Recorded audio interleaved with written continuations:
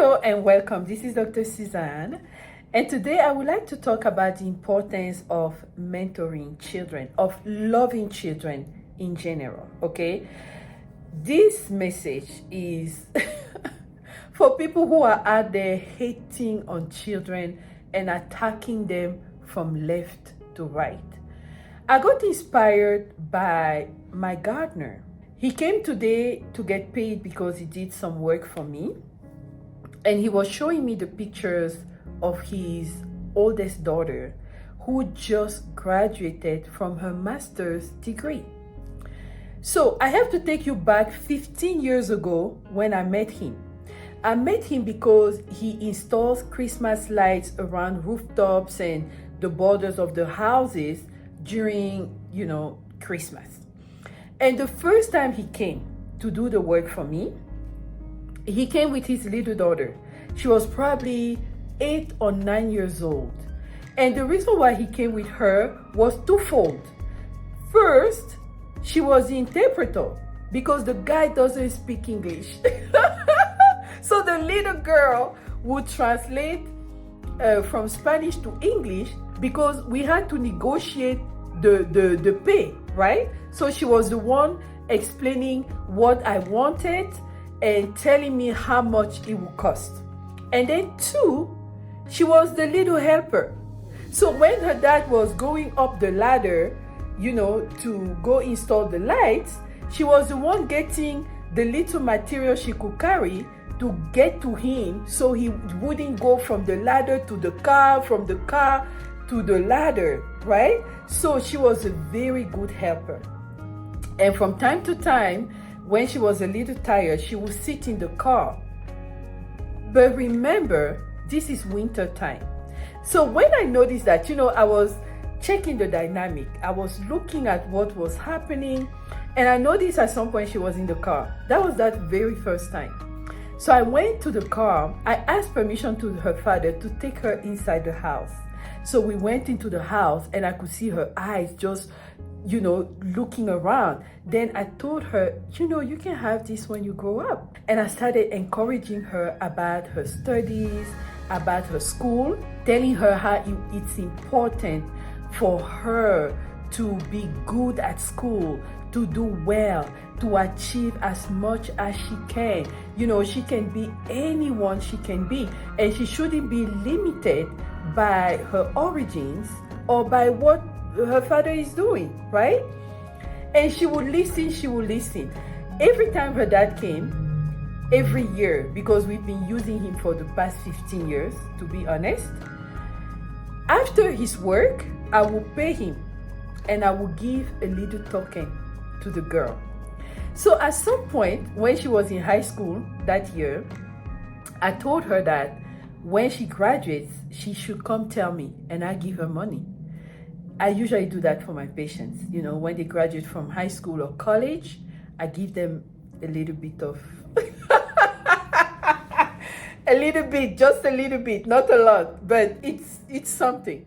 So she came and I gave her her little token. We talked about her college plans. I encouraged her, as usual. So today, she has graduated from a master's program. I am so proud of her. I am so proud of her father for what he has achieved, by just being diligent. He was working for this big company, but in order for him to make ends meet, he would come do our lights like that. He would go to certain neighborhoods and just have a few clients, and he would do a good job. So we started with the lights, and then we moved on to gardening. He comes and cleans around, trim the trees, whatever needs to be done, he does that for us. And it gives him a little bit of money, right? And he has been able to raise his children with dignity. But the little thing he didn't have, I was able to provide it. The mentoring, the guidance, the encouragement for his children, and even just role modeling, right? Because a child who sees someone else that looks like them, who is achieving, is going to be more encouraged to do the same and even exceed it, right? So this is to tell you that don't bother hating children. Don't be here, harassing children, oppressing them because they didn't come from your womb. And I'm talking to women because it's the women who do that a lot. You see a child who is doing better than yours and you want to crush them, stop that. It has to stop.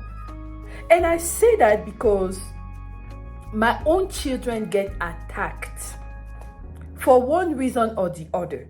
Now, the thing is, because I'm close to them, I pay attention. And I also, spiritually pay attention. When they get attacked, I observe. And I go in my prayer room and I inquire. My prayers are very specific. I ask specific questions to the Lord. And once I get the answer, I always ask, Father, do I have permission to go? If I go, is it going to be successful? That's how you pray. You don't just see people and you go attack them. No, you inquire first because you want the backing of the Lord. Anyways, I'm telling you, women, love children. Wherever you see a child, if you can be of help, be of help.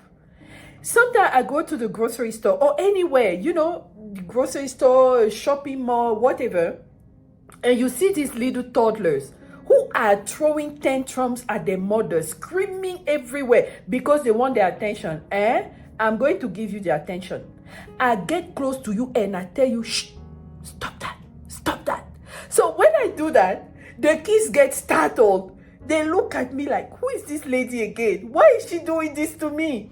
And then they calm down and they pay attention to what the mother is saying. If I see, even a child, the mom is carrying them, just the fact that I wave at him with a big smile, it makes them understand that people who look like me are friendly. You understand? Take every opportunity to uplift children. Take every opportunity to mentor them. If they need something that you can provide it for free.